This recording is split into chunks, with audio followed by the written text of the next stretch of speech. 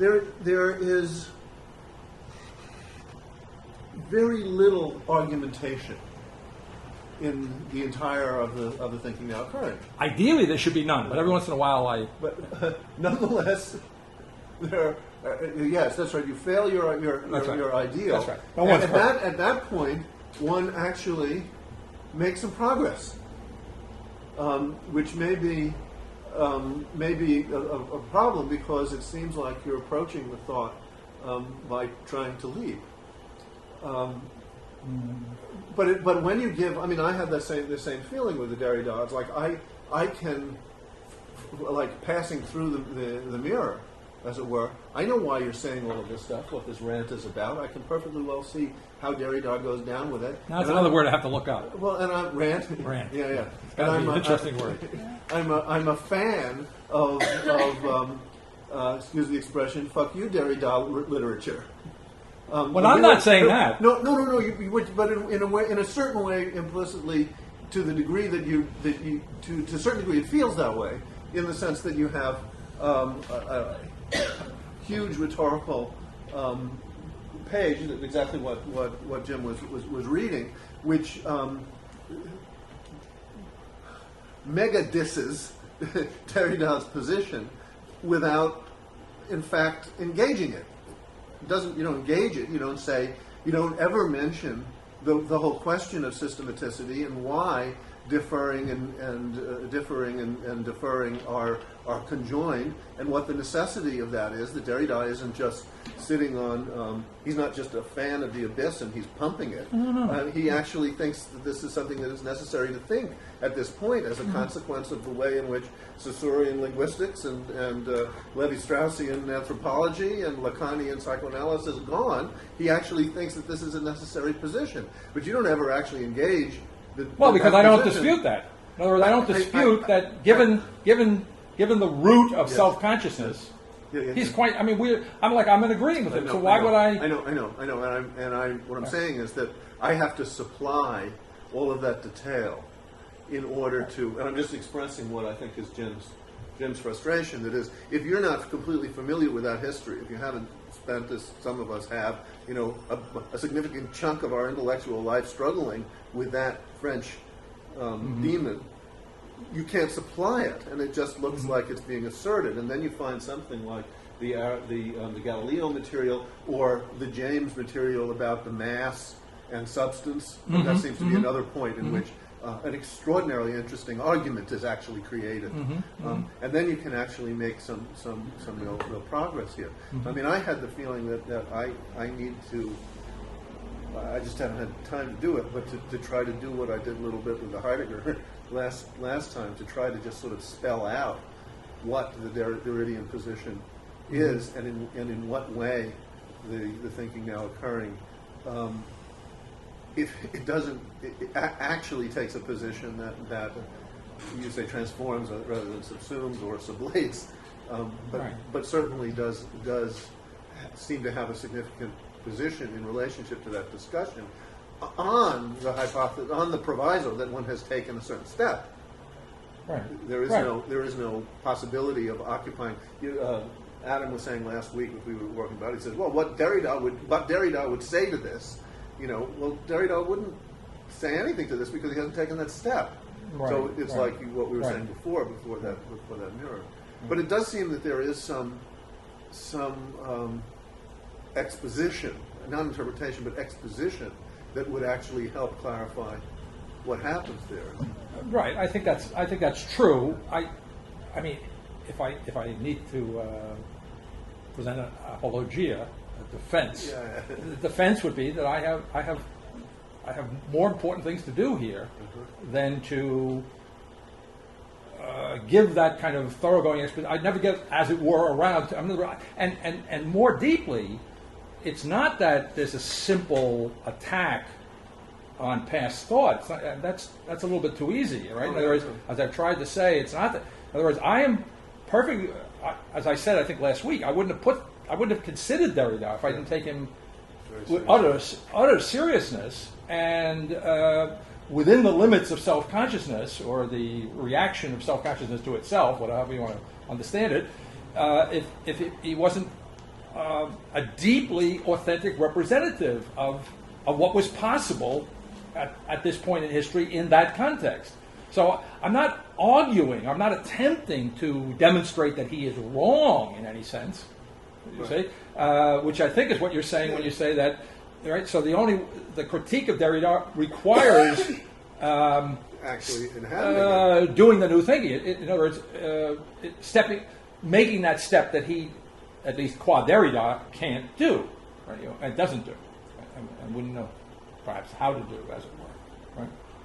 So now, so that's my general response on the question of the visibility of the proof that Galileo gives. I mean, I don't want to get bogged down in that, but my sense is, not having looked at it literally, as you just have, my sense is that. Supposed to look at things? Particularly, sorry. Yeah, but I can't. But the particularity of the now in which we are concretely involved is such that I can't do everything at once, so to speak. But my sense would be that proof, the visibility of that proof, requires. I think it requires a kind of leap of the imagination. I don't think you can follow the pairing of the hemisphere down to the point where the cone down where the. I don't think it requires an affinity for geometry. Yeah, but it's more imagination it's more an imaginative act than it is literally a visible act. Well, it may be a creative act. Now, if I had known, it doesn't get picked up, for instance, by the continuation of the Euclidean tradition and included in high school geometry courses. So, okay. That may be a contribution. But I want to make the contrast to this thing that I keep referring to, which is in Chapter 7. It's one of the. Now, it's a little too complicated for me to quickly draw it, but I have and it's on the website. It has a page on the website, and it's also in Chapter 7 reproduced. A kind of infinitely expanding triangle of logical digits. And the point, both on the website and in Chapter 7 of Faith and Philosophy, is that this particular expansion of logical digits, which is the mechanism of which is that if you sequentially sum the first row of these digits, the top line of what turns out to be the triangle, if you just add and put the sum of I think it starts 1 0 1 1 0 1 1 0 1. Okay. In the logic, 1 0 is unum. All right. So under 1 0, start the next line down. Under 1 0, put unum as the result of that, and then the next digit on the top is 1 0. Unum, and unum is 1, so put 1. So now you got 1 0 unum on top, and you got, what did I just say? You've got unum 1 probably on the second line. Just to get the idea, it's not important at this moment with it. Anyway, you just keep doing this, the same procedure, each line down, and you get this infinitely expanding triangle. And by the way, it took me weeks to actually print out a wall-size version of this, okay? Because I had to print it out in screen size. Right? So I don't, but it's really great. So anyway, you and I were talking one day about programming. That was quite a little programming trick. Yeah, because okay. You got to put one number underneath the middle. Of Yeah. Anyway, so I was actually able, years ago, you want to talk about being insane, right? When I was ranting by myself, I ranted out this wall-sized triangle, and it could go on forever. Okay. The point being, and here's the difference between the proof, the Galileo proof, that when you look at this triangle, which is just formed programmatically, literally, on the computer by putting in programming the logical operation, you get a triangle. When you go down the edge, what you get is the geometric series. The fundamental geometric series, minimally, you get the geometric series where x equals 2, which is very important because x equals 2 as a geometric series is the foundation of the whole of the replication of living beings. In other words, this thing called what? Fibonacci. Yes, but more fundamentally, mitosis. Oh, I see. The multiplication of cells. It's that's it. That's really happening. Okay. Which, by the way, is also that is visible, and this logic in this particular triangle is visible. I don't have to imagine where it's going or what it's doing. I can see it. I think you have to imagine the traditional geometric proof. You have to imagine it. Certainly that one that Galileo gives, I think, there's an imaginative leap there that you take. When you come to, in other words, you cannot see the point at which the point and the conference. You see what I'm saying? In this logic, you can see the concrete production without having to imagine it of the geometric series. You can't actually, this is a kind of intuitionist Okay. question, you can't take the steps which would actually yield the proof. You have to iterate them and accept a kind of lazy dot notation, as it were. You have to iterate a process. What are we talking about? The Galileo. Yeah. Okay. And so therefore you can't actually see it. Yeah, you have yeah. to accept a logic in which that kind of Yeah, iteration, the kind right. of induction is possible. Right. Yeah. Right. Well, you have to picture it as a machine. But you have to imagine it. That's what I'm saying. Your imagination and your. Well, I have nothing against imagination. You have to imagine it when your imagination is something different from, is not exhausted by the visible, or vice versa. You see, that's the point. Well, That but in it's all not- previous thinking, what I imagine and what I see, they may be profoundly related. They may be inseparably merged with one another, as they are in pragmatism. You say, but they're not. But the visible does not exhaust what is imaginable. And I am saying, or the thinking now occurring is saying, the I here is not a self. The thinking now occurring is saying, through the writing of the thinker who produces this text, is that, to be careful about it, in principle, qua beginning, we are now at a point where the visible, in principle, exhausts what is imaginable. Where they are, I don't mean exhaust in the sense that it's the end of imagination, but that there's no space, there's no distance, there's no difference that would render imagination other than or simply an alternative to what is visible. Can I say If this? I could, excuse me, Okay. I'm sorry. No, you go. If I could suggest that a good reading, even though the text that we had for today refers one to this. Yeah. This is how I got to it. Yeah, okay. It was not some revolutionary move on my part. Yeah, I'm just I was saying, teasing you. The wonderful thing about this explanation of Galileo is that it's mechanistic. I think it's wonderful because he talks about the cutting plane. In other words, he draws this thing, right? And then he asks you to imagine it Right. sort of moving within itself and cutting constantly. But the thing that I thought was very TNO oriented was that he says, well, guess what? Well, you start out with the point, which is infinitesimal, whatever you want to call it, versus the half circumference, Right. which could be the universe. Right. And through this cutting process, you come down to the two being equal. Yeah, but what's left of the circumference at that point? What's left? Well, there doesn't have to be anything. It's still there.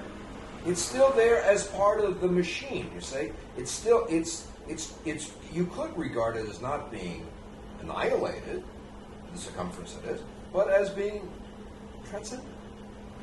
Right? And for at least for my imagination, this I thought you were doing us a favor when you referred us to this, because it was such a relief from all the got it! absolutes No, okay. and itselfs and so on and so That's forth. right. But it's not intended as a relief. It's intended as No, a it is intended as a relief. I'm saying the thing now occurring, there's no such relief. This is my point. Can I help? Galileo is a relief. You're right. You're absolutely correct. Can I help Yeah. myself with why? Okay. Why? In modern, have to go easy.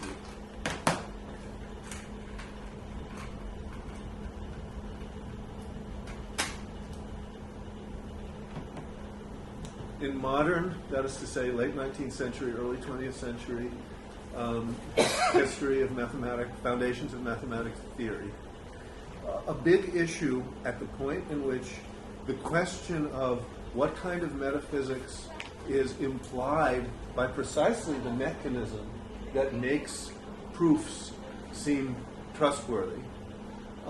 One of the big issues is this question of an infinite induction, that you can reiterate a process which you think you grasp because of what is really a metaphysical notion of mechanism, and convince yourself that a proof has a certain result, when you in fact can't think the thing that you're supposed to be doing. Now this is what you're calling imagination, right? And where there's a kind of gap between the visible and the logical, and where there is a kind of importation of unexamined metaphysical principles, which, if you can convince yourself that they're so, gives you a kind of intellectual relief, because it does make something hold together in a familiar logical way that makes you, at the point in which anybody does logical studies or geometrical studies and so gets that kind of thing built into their own education, and you get convinced that that's what rationality is. But in fact, it's not just Derrida that's found a problem with that, and it isn't just Derrida and Wittgenstein. It's Derrida and Wittgenstein and Brouwer and Hilbert and Kronecker and one after another of the great thinkers of the theory of mathematics who really, really troubled themselves over the question of the metaphysics of exactly that kind of mechanism. So I'm with you on the problem of that. But so then why is it in here? Well, why is what in here? The Galileo proof. Oh, as an illustration of the nothingness. Of the nothing. Of that metaphysical machine. Okay. Well, it's in there as a counter illustration. It's not in there as a support of the now occurring. Okay. I would like to try and, I don't know, the right word is to retrieve something of our text here. So, or at least my intentions with the text. And let's move to page 164 and 5.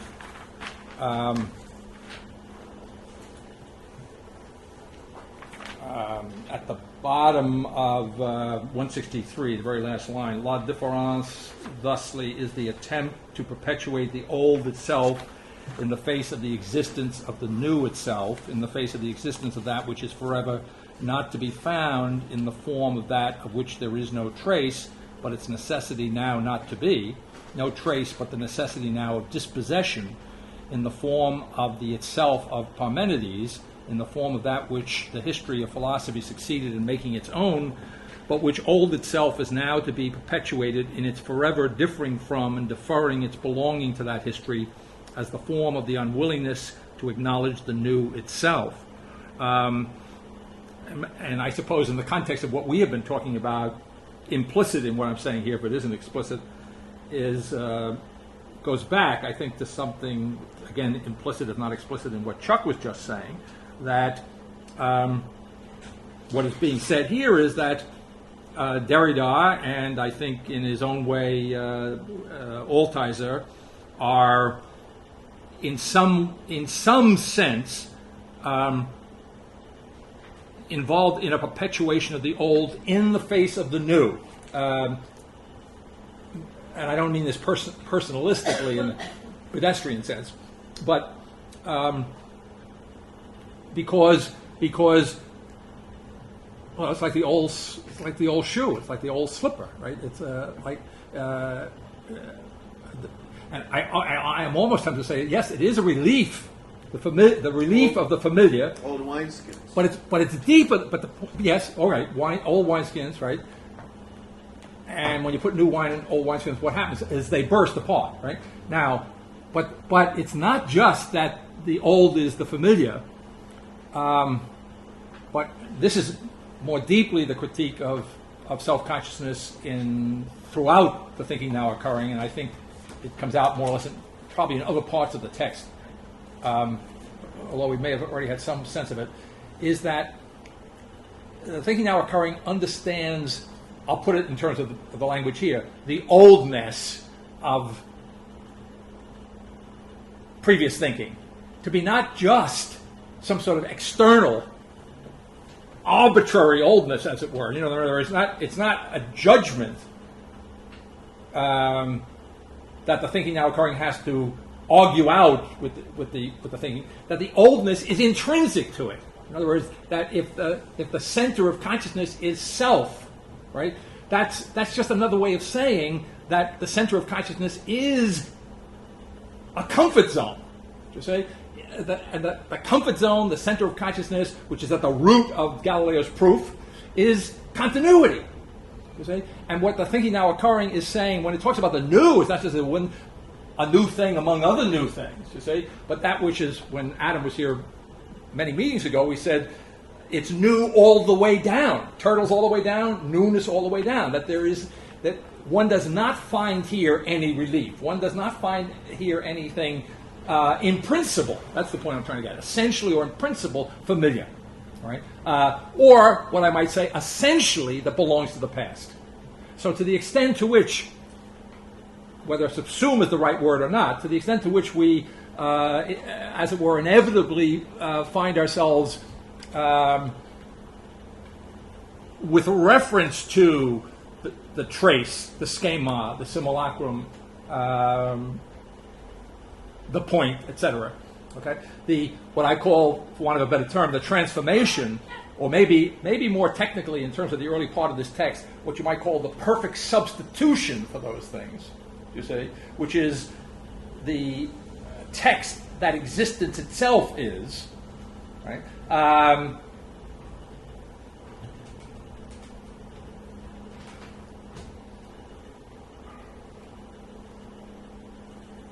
Essentially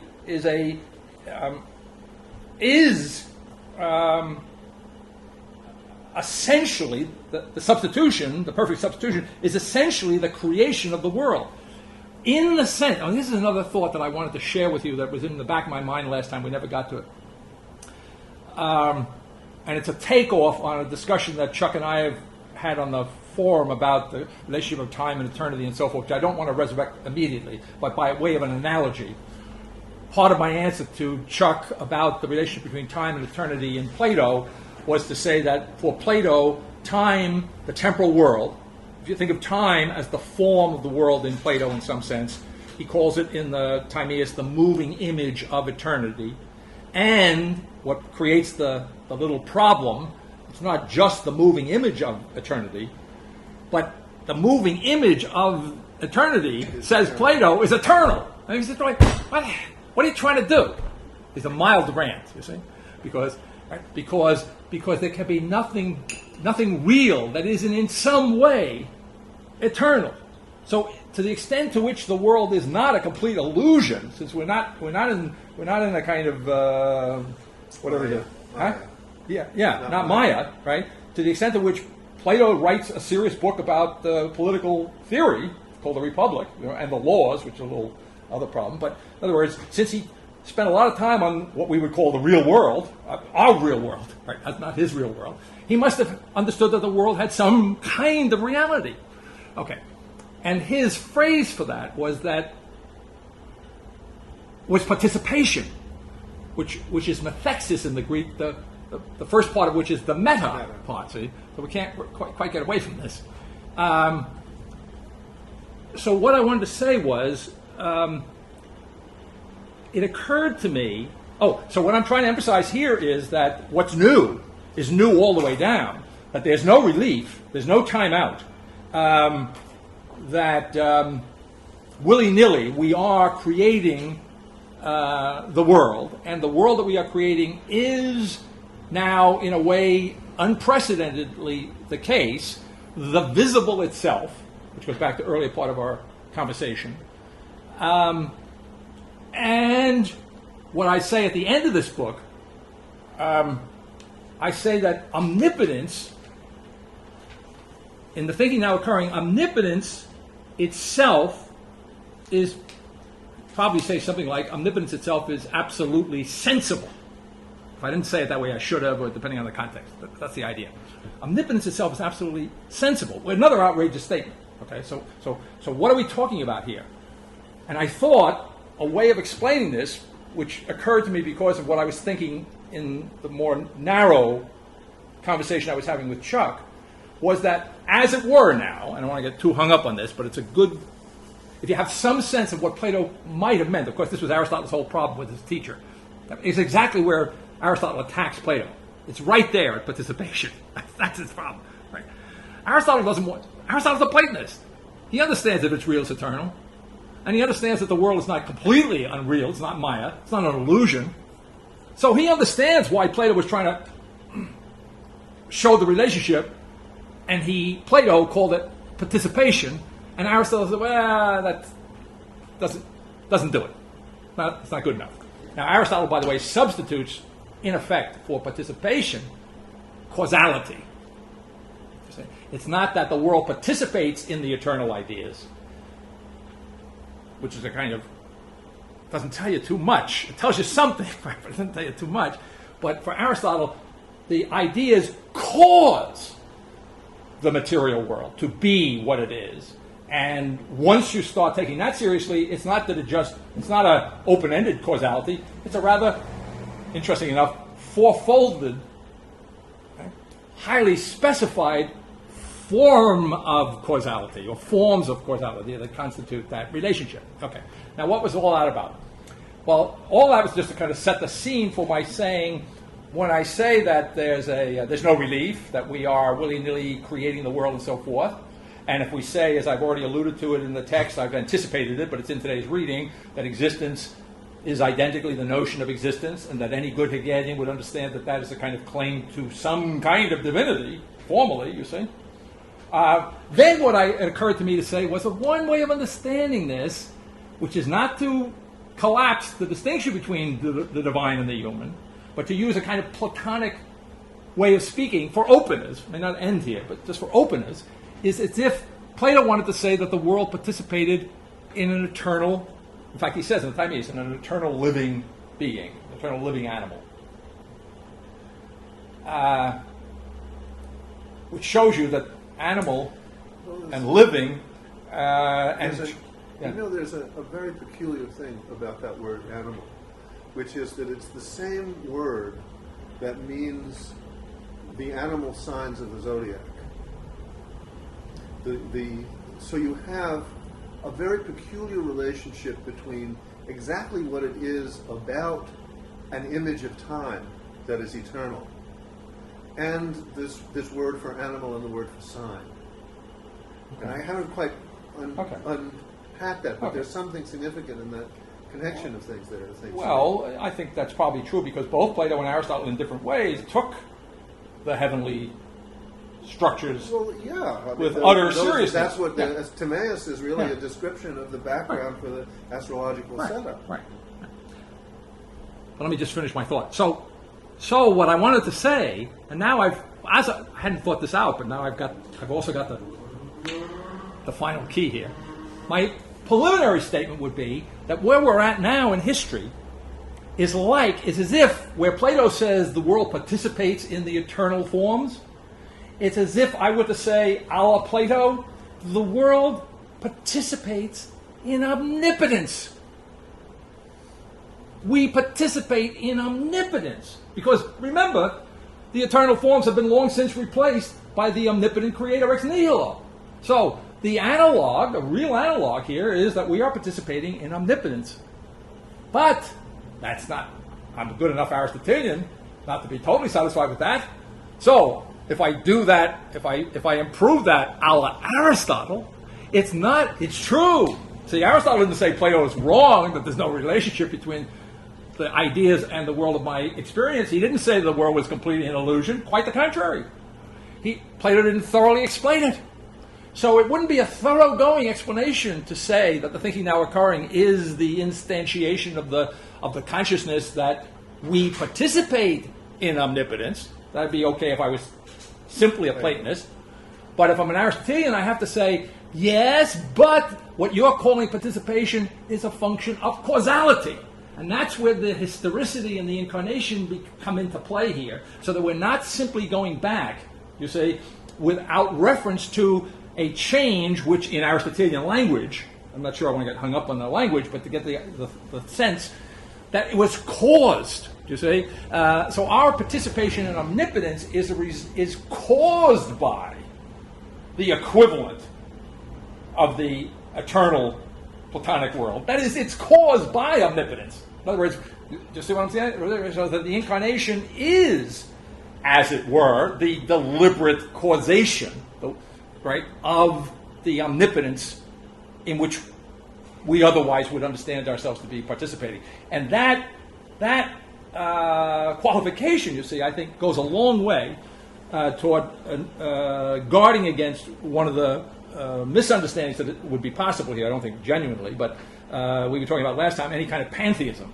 All right, so whatever it is to be, and it relates to something you anticipated in a preliminary question. So the clarification of the created Godhead, which is kind of a strange way of speaking. I grant you, it's a strange way of speaking. But I like its strangeness because it forces one to think. What could this possibly be? You see? And it would be what? Well, if I go back to Aristotle in a completely unhistorical, like if I were one of these perennialists that I like to talk about, and Aristotle was the truth, then we would all be divine in germ, and that'd be the end of it. I mean, we wouldn't be going anywhere, but at least we would have the relief of knowing that at least in some irreducible part of ourselves, we were immortal. So we wouldn't be under any Kierkegaardian pressure, you say, for eternity to come into being in time. So it wouldn't be that in our existence, everything absolutely is at stake. It wouldn't be. Okay. But the trade-off would be that I would be a little bit of Godhead. Not of the Godhead, but a little bit of Godhead. Godhead. Okay. Now, so the implication of this logic that I'm thinking through as I'm talking to you, although I've done some preliminary thinking about it, is that if the incarnation... so another layer of this question was, well, what's the difference between creation and incarnation? So it's only an analogy, right? But it's something analogous to the difference between participation and causality. It's not a perfect analogy, but so in the incarnation, we have a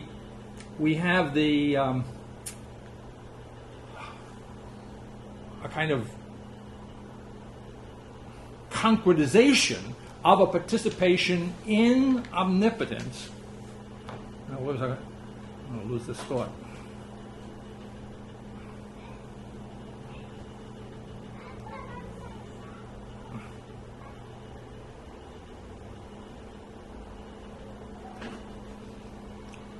Which then, and so if fundamental to the thinking now occurring is the notion that taking the incarnation dogmatically, it's the assumption by the divine word through whom all that has come into being has come into being, and outside of whom, so to speak, nothing that has come into being has come into being.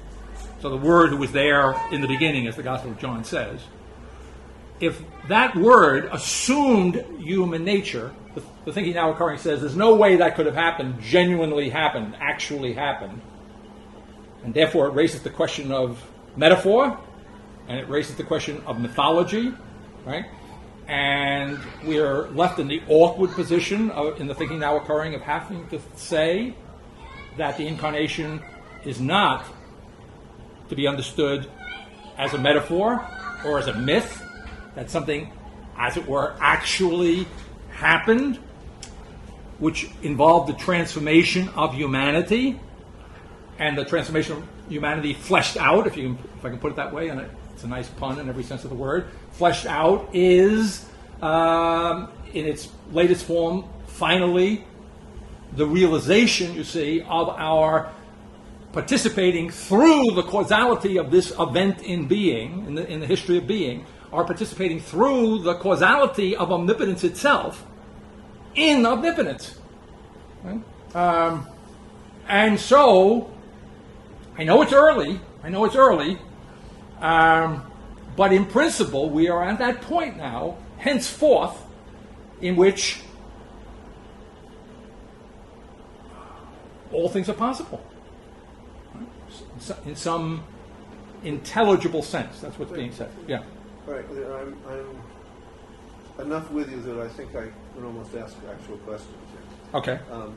Back to the point of the clarification of participation by causality. Yeah. Okay. Aristotle, Plato. Right. Yeah. Your point is not so much that the mode of our own activation of our potency, as it were, is through a projection of a causality, as opposed to a projection of participation. That is, say, we create by the imitation of forms, as opposed to that we create by causality. But that the causality replaces the way in which we relate to omnipotence itself in having our potency. That is to say, we are potent by virtue of the fact that we are caused to have That's right. the capacity. Yeah, the divine has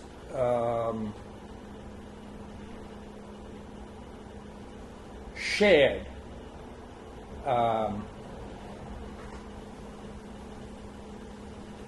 omnipotence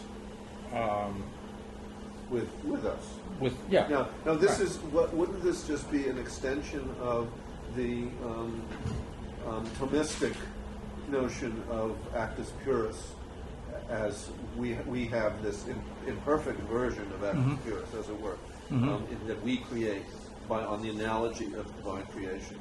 Only so it's a clarification of that too. Yes, We said last yes. semester a number of times that what Aquinas did was replace the imitation and participation in the forms with the imitation and participation in the act. Okay. Okay, so I'm just sort of putting some Yeah. some things together. Right. Yes, I think that's a fair statement. That I make this point. This is an integral part of my analysis in Faith and Philosophy.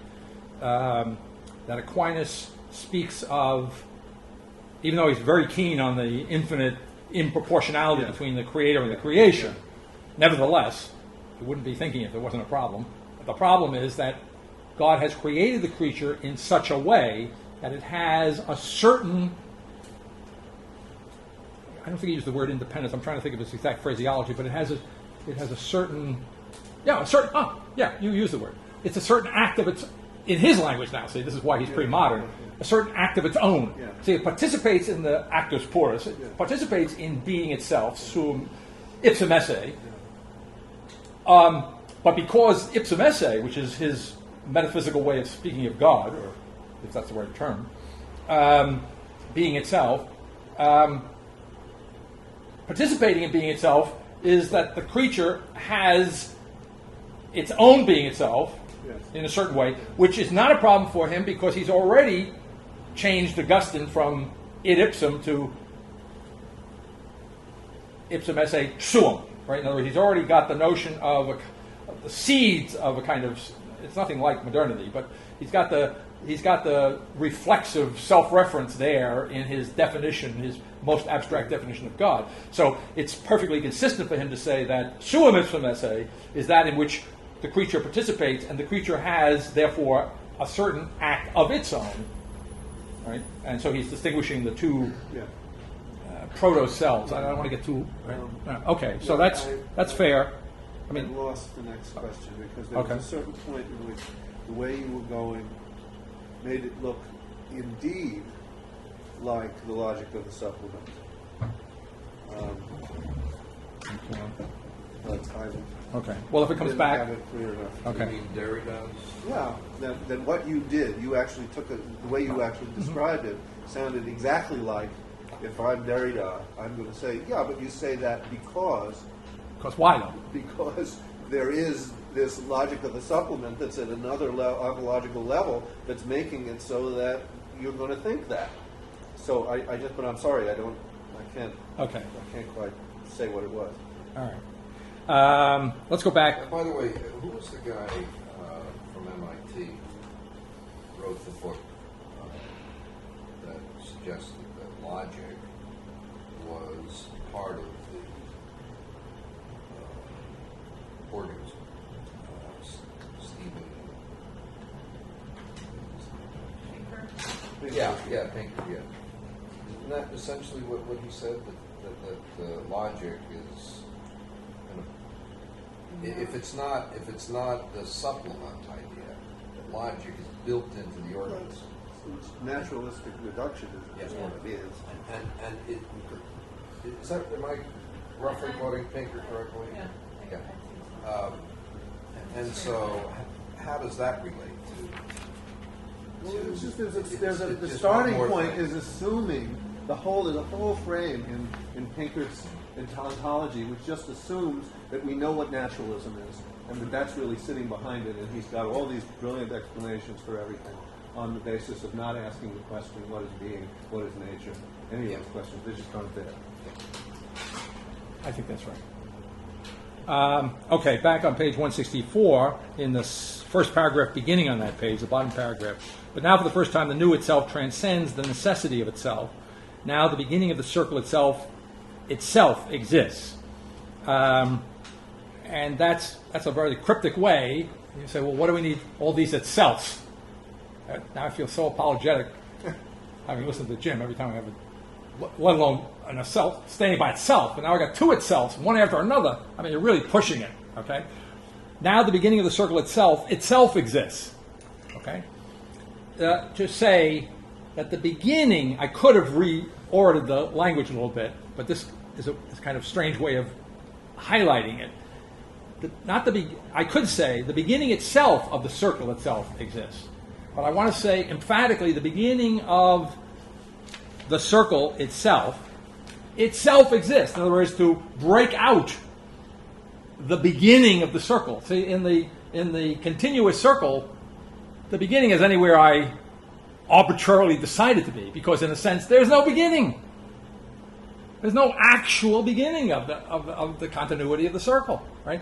But in this circle, right, this is the circle that's being referred to now. This is a circle that's going to make you nervous. But in this circle, the beginning is separated from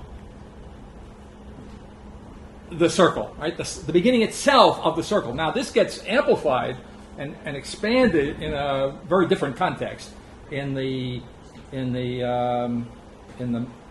Baltimore lecture that I gave, which is the appendix to Faith and Philosophy, where I speak of, although it's the seeds of it are here, I speak of the Alpha and the Omega, the God of the Apocalypse, who declares himself to be the beginning and the end. I speak of that as distinguished from the whole notion of the beginning and end, which, by the way, is critical to Hegel. Beginning and end is not something that isn't considered by him, right? But for Hegel, the beginning is the end, right? And the end is the beginning, because he's involved in this kind of a circle. Okay. But in the appendix to Faith and Philosophy, I say that the Alpha and the Omega is the beginning and the end of the beginning and the end of the world. You see? So the beginning and the end, which is the beginning and the end of the world, that beginning and the end, in some sense, is continuous. It is a circular notion. To have a beginning and end of that beginning and the end is a way of trying to state the break from that continuity. So the seeds of that which is elaborated in that appendix are here. Now the beginning of the circle itself exists. Of the circle itself exists for the first time. Order itself, the beginning, even the end. Now that's a subliminal translation of the Alpha Chi Omega, right? And when I translate Alpha Chi Omega, the Greek, the beginning and the end, the Alpha and the Omega, the first and last letters of the alphabet. The Chi there in Greek can be read a number of different ways, and I'm reading it as even. In other words, it's again the notion that these two different things, the beginning and the end, are identical. So the even there suggests not the beginning and the end, which would allow you to think, well, I got these, simply think, but the beginning, even the end, is just a way. Yeah. You know, this is one of these things where, again, I don't remember whether what I'm about to say is something I learned as being obviously so, or something I figured out, or whatever. But there's an essential relationship between the Greek word arche Right. which is beginning, but also it would be in Aristotle the principle of formation. Right. If you Right. have, for instance, in the Poetics, you talk about what's the principle that organizes a drama, that makes it so that you know what is in the drama and what isn't in the drama. That's its arche, its principle of construction. And the notion of telos, which simple translation is the end, what comes at the end of a process, but is the consequence of the arche. So arche and telos are Right. intimately connected. And then, in so terms another of any meaning of kind arche is origin. Yeah. So origin, in the sense of principle of formation, telos in the sense of the completion of a determined process. That is to say, a process that occurs according to a principle. So the beginning and the end. The end is in the beginning, and the beginning is in the end. That's right. because of Which those- Hegel is redoing which Hegel is just an in explication his of way. that. In his way, in a more deeply determinate manner. Yeah. That's right. And so that gives me the opportunity. Catharsis. Huh? So I'd much rather have catharsis. Well, hang in long enough. Well, you that's might. just part of the arche, the catharsis. It is. The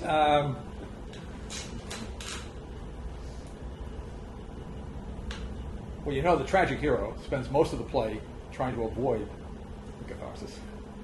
Well, it's the audience that has the catharsis. Right. Well, that's true. But no, well, I think Oedipus has kind of catharsis himself. But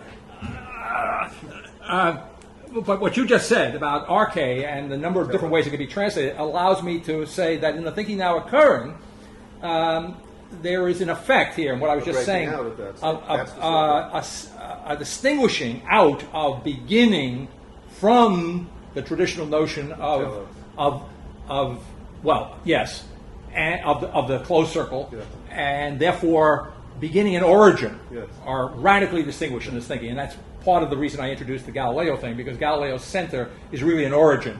It's not in the thinking now occurring sense the beginning. Wait, this also connects to something that we were doing either last week or the week before Right. about different notions of creativity. Okay. Of Yes, a kind of that's right. creativity That's right. which is completely in the now and is working with things as they're going on, as opposed to the imposition of a Right. principle from That's right. on high that then works. That's right. That's right. Okay. And the thinking now occurring understands that the former of those two alternatives is the correct alternative, and it's the alternative which is being now realized in the very form and essence of thought, Yeah. right? At this point in history. All right, and so the beginning of the I'm sorry, did I hear something? Yeah, I just said I'm with you. I didn't. Okay. Just the next sentence. For the first time, order itself, the beginning, even the end. Novus ordo seclorum existed. And what that is, we had the dollar bill out the other day, and we were pointing to the headless pyramid. Again, on the same Great Seal of the United States is the phrase Novus ordo seclorum. The notion of new order was not invented by Bush Sr., even though he used it perpetually in the late 1980s and early 90s, right?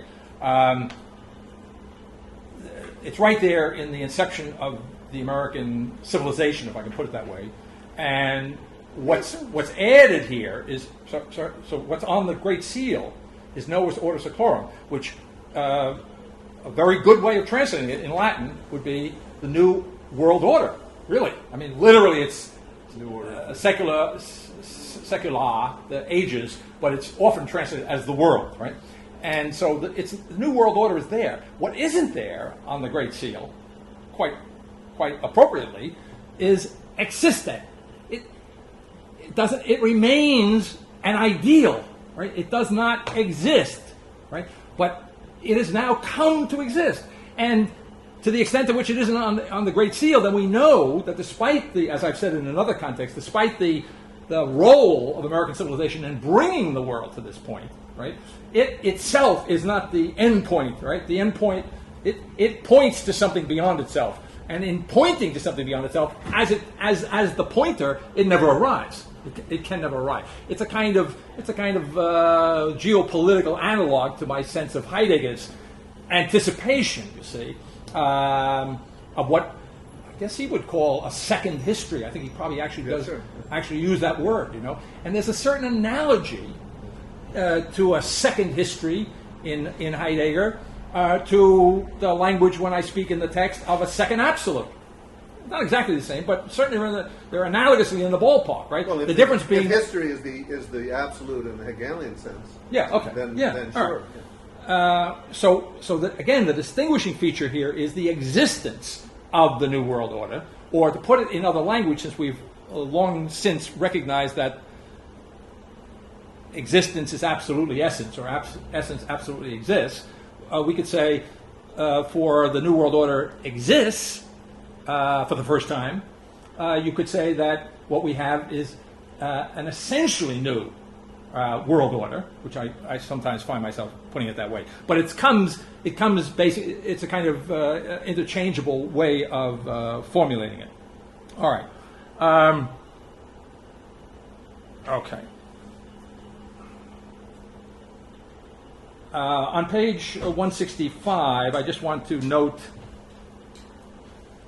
right about the middle of the page there. I was happy to discover my text saying right about the middle of the page, hearing the voice of the Absolute speaking freely of itself, saying of itself, I am Christ Absolute existing for the first time. I am the absolute temporality of existence. So what I liked about that, although I don't think I pull it apart at this point in the text, that if I parse the language there, then I can substitute, as it were, again, going the kind of question that Voltrout was asking at the beginning of the class, at least not so much the kind of question, but the kind of answer I gave. What's being implicitly, if not explicitly, identified here is the notion of Christ and temporality. Right? So temporality is, as it were, the incarnate word in the thinking now occurring. Right? And again, it goes back to the notion of that I was referring to in a little more complicated way before, of the way in which, through the causation, as it were, of the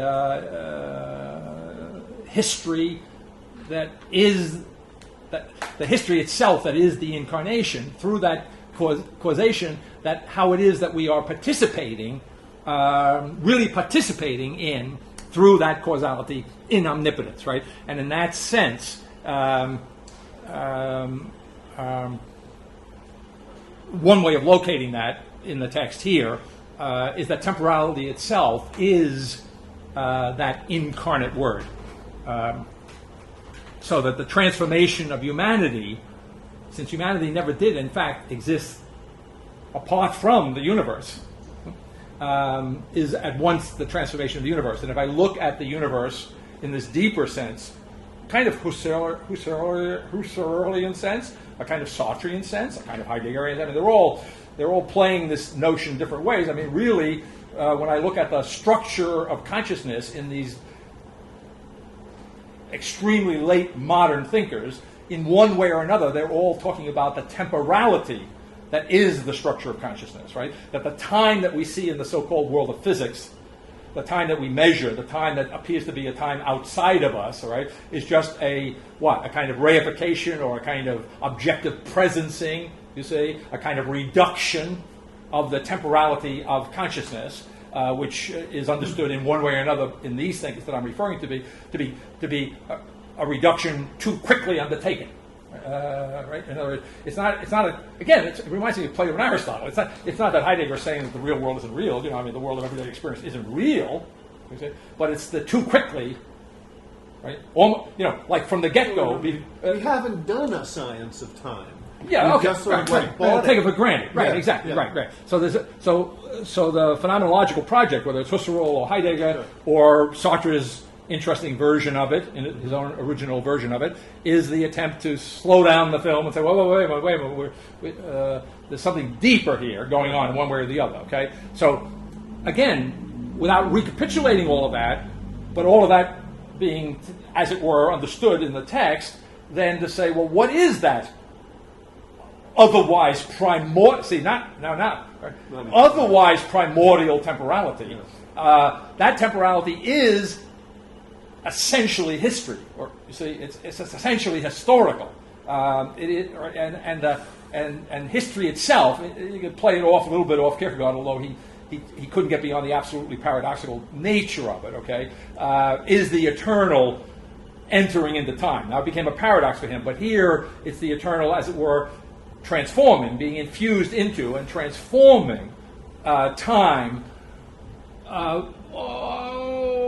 making time in its own image in some sense, right? To use the Platonic analog. Yeah. See, I think we really are in a position in which, in a sense, the chickens have come home to roost, or whatever they are, turkeys. That turkeys on the question of the too quick dealing with a theory of time, and you find it absolutely everywhere. Okay. That is the need, the desire, the requirement to have the paradox of a kind of atemporality that comes into being historically or in time, and you get that in Husserl's and in Derrida's piece, on the history of the origins of geometry, the Husserlian essay, and Derrida's piece about that. You have it in analytic time theory, in which they actually think that time is being invented by language or by consciousness, but they mean it in such a peculiar way that it's as if they didn't exist, because the way in which they take the inconsequential nature of that. You have it in linguistic theory with Benvenista and Agamben, who are saying that time is created by the structure of self-reflexivity in language. And now you have it in this physics stuff, in which the 11 dimensions of string theory, the whole point of that vibrating string is that one of the things that comes out from the vibrating little strings is time. As if, again, you could just sort of, without further ado, treat time as a parameter in a sequence of variables in this so-called hyperdimensional topology. So all of that seems to be true. That is to say, true evidence of the fact that we don't have a theory of time. What you have is the Kantian observation that experience takes place in time, and that it's kind of confusing about what is objective time and what is subjective time, which is about where Kant gets, right? I mean, it doesn't really get any more clearer than that. And then there are these enormously grandiose attempts to clarify it, like Heidegger's, which is surely,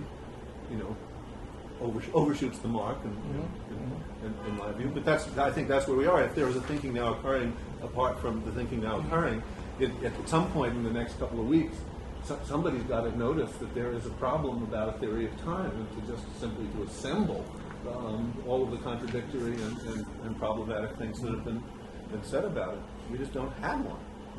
But I think it all goes back to something that you said to Jim about I guess it was the guy from MIT, right? That he's, I think, Pinker, yeah, right. Definitely. Certainly the naturalistic reductionism that's the going popular time book review level of intellectual business of all of these theories. That's kind of appalling to me, I think. Sad business. All right, on pages 167 and following. Derrida, in the notes there, is doing his critique of this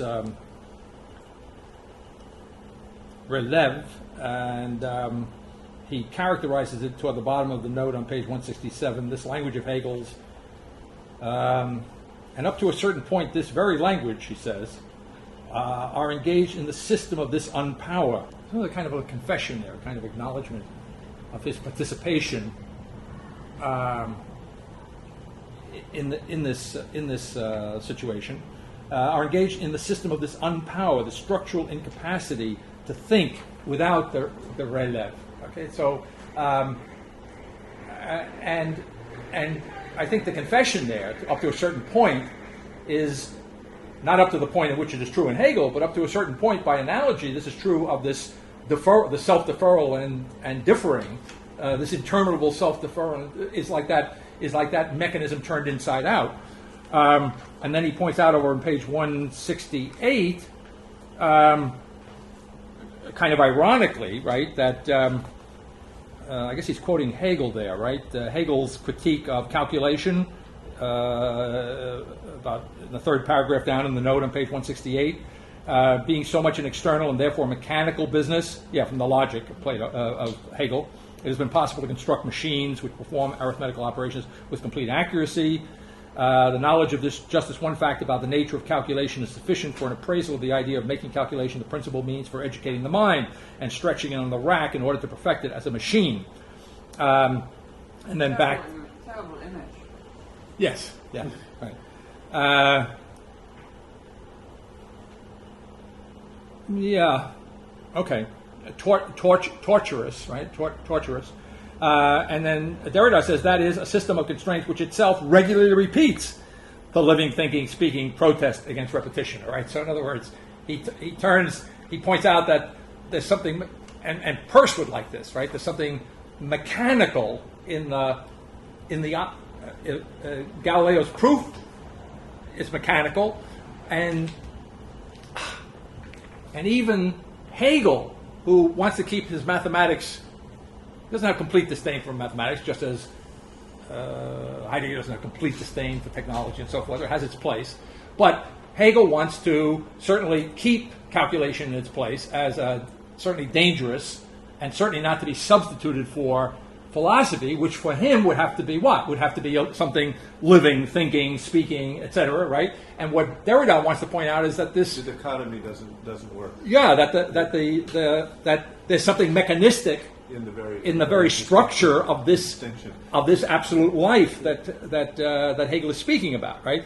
And it is an infinite repetition. I mentioned at the end of the phenomenology of spirit is this notion of a kind of infinite. In fact, actually, that's interesting. So Hegel, who's a good classical thinker, he's the deeper determination of Aristotle. Aristotle, more deeply determined, was a good Aristotelian, and therefore, through Aristotle, a good Platonist. And so he speaks of this of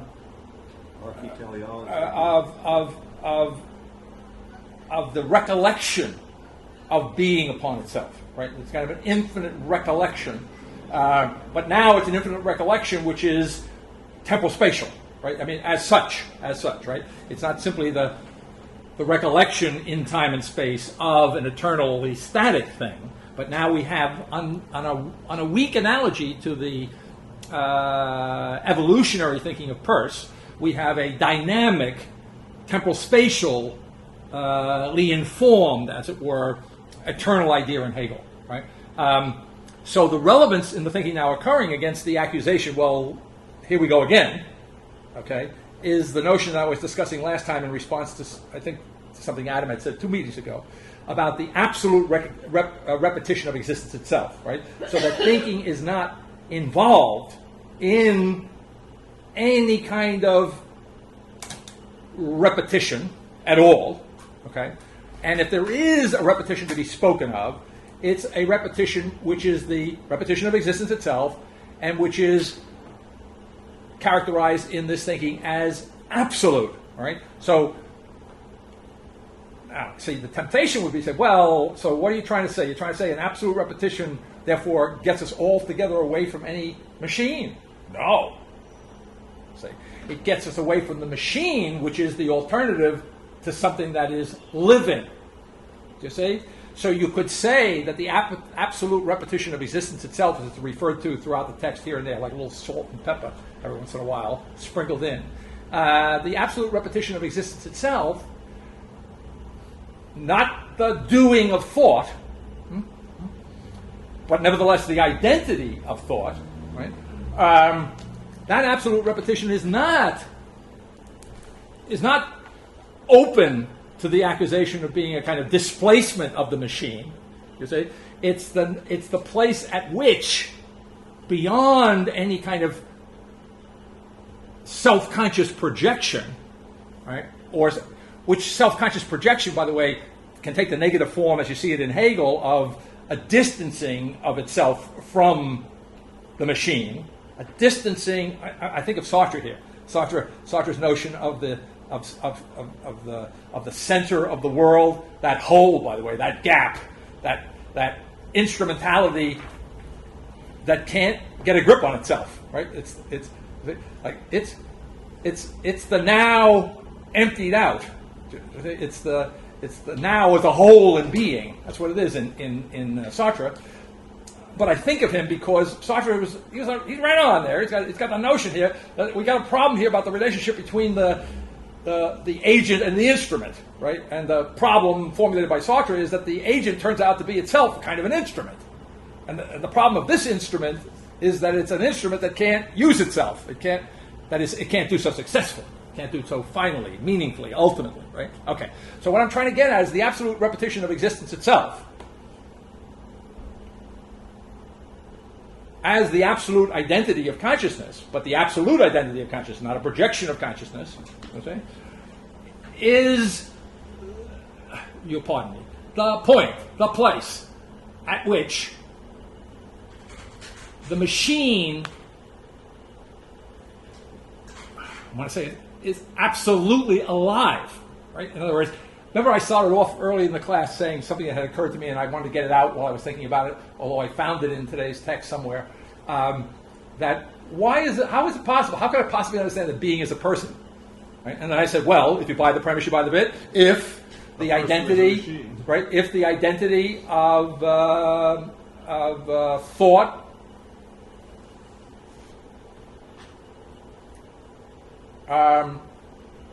is an existing being, an existing thing, then I've answered the question. Right? Then there's no question. Okay. Well, analogously, if the machine, right, as a thing, is I'm going to speak a little loosely here, is the content of my consciousness, really, of thought, consciousness, and it's and the machine therefore is not simply. The machine turns out to be something like a gift, right? The mechanization of the world. I want to generalize a little bit here, just floating a little bit here. Take it all back next week. Technology itself is part of the giftedness of the actual existence, which absolutely constitutes the identity of this person, right? So the machine is no longer simply a mechanism. It's no longer, you know what I'm saying, in that sense. It's no longer a simple instrument, and therefore the instrumentality, which I pointed out to you when Thomas speaks about the incarnation. He's great. He's just great. It's a setup for the whole next 500-600 years, 700 years, because he says that because he's trying to explain. He's trying to explain precisely, so it doesn't get confused. See, how do you get this humanity together with the divinity without creating, modernity, without creating Hegel? How do you do that? And Thomas says, well, the relationship between the humanity of Christ and his divinity is the relationship, in the same order now, of the instrument to the agent. Okay? In other words, he therefore effectively, he's not ranting about being human as being a tool, but in effect, that's his theological, logical solution to the unity of, right? That humanity becomes a tool, becomes an instrument. You see? Now, okay, so the continuity, if that's the wrong word, but the connection, the relationship is the safest word. The relationship here would be what? That I'm thinking now occurring, not only is the machine, as it says in today's reading, which we'll probably come back to next time a little bit, free to exist, right? Liberated from its own silence or from saying nothing of its own silence, you see? It's free to exist because it now becomes the absolute identity of consciousness, right? And so I want to say, if I could separate the two, at both ends, so to speak, the notion of the instrument or the notion of the machine has been transformed from being an alternative, as it is in Hegel, you see, and really, Derrida doesn't deny the alternation of Hegel's logic. He just denies its success. In other words, he doesn't deny when Hegel says the machine and life are two different things. We want to be careful. Derrida doesn't say, hold it. Let's do some thinking now occurring. Let's understand that the machine is alive, right? And that there is no life without the machine. He doesn't say that. He says, oh, well, this so-called life is mechanistic. Now, you could say negatively, and this is, I think, there is, as it were, a point of contact. Negatively, right, in the same sense that there is a negative in all ties that can be gotten beyond or is gotten beyond by going through the door. There's a kind of negative, wholly unintended anticipation of this identification in the thinking now occurring, in which the machine, in some sense, not unidentified with personality, comes to be freely, right? Comes to be alive.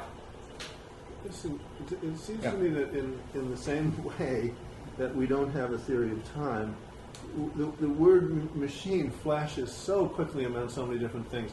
And this is something I've been thinking about very, very recently.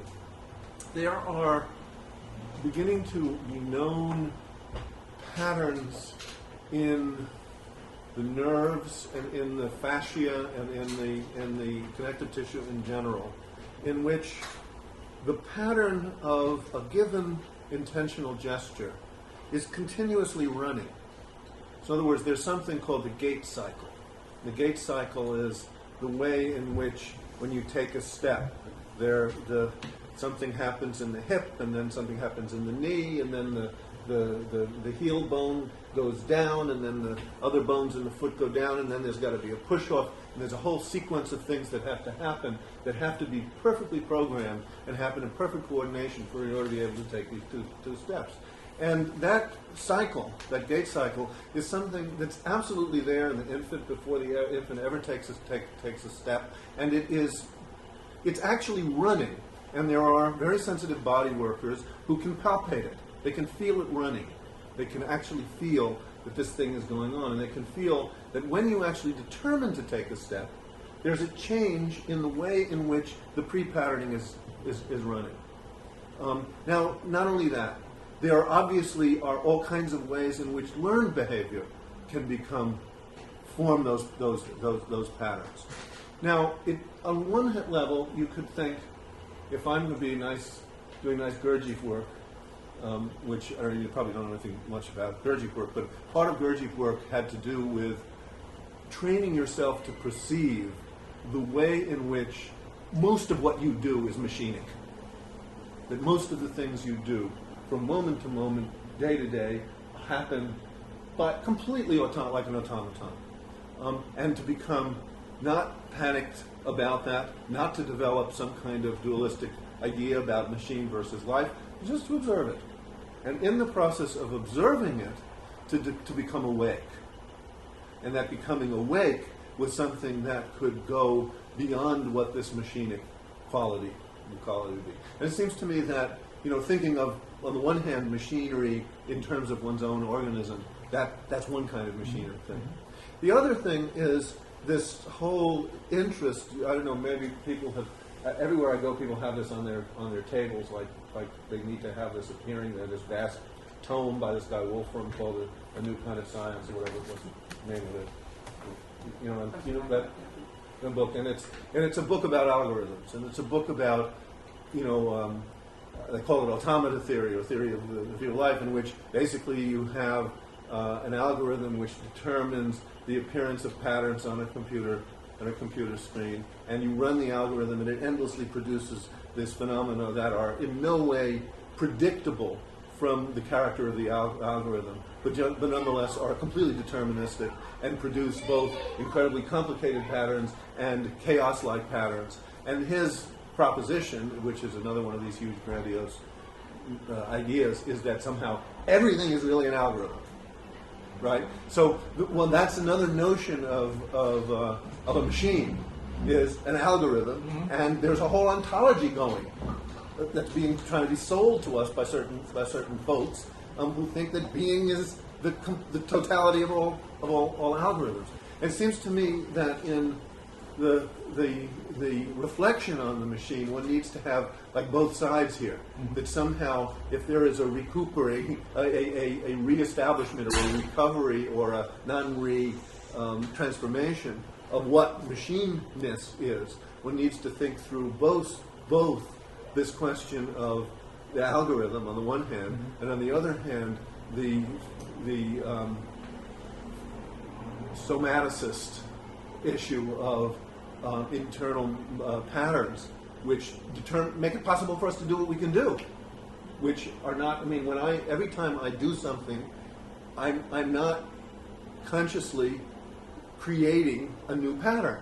There's huge numbers of patterns that are in me. Some of them are hardwired as of the Pinker stuff, and loads of them are conditioned and developed, and it's possible to interfere with them and to act or interact with them consciously. And in one's becoming conscious of them, one actually can discover something about the very nature of one's own of consciousness itself. And it just seems to me that that's the territory that the thinking now occurring is sort of gathering in, as it were, in the possible notion that there's a positive thing about machines, not just the question of the matrix and AI and little robots walking around and whether they can think and reproduce themselves and direct them. Well, we've pushed the clock, so we're going to have to pause there. Thank you. Thank you.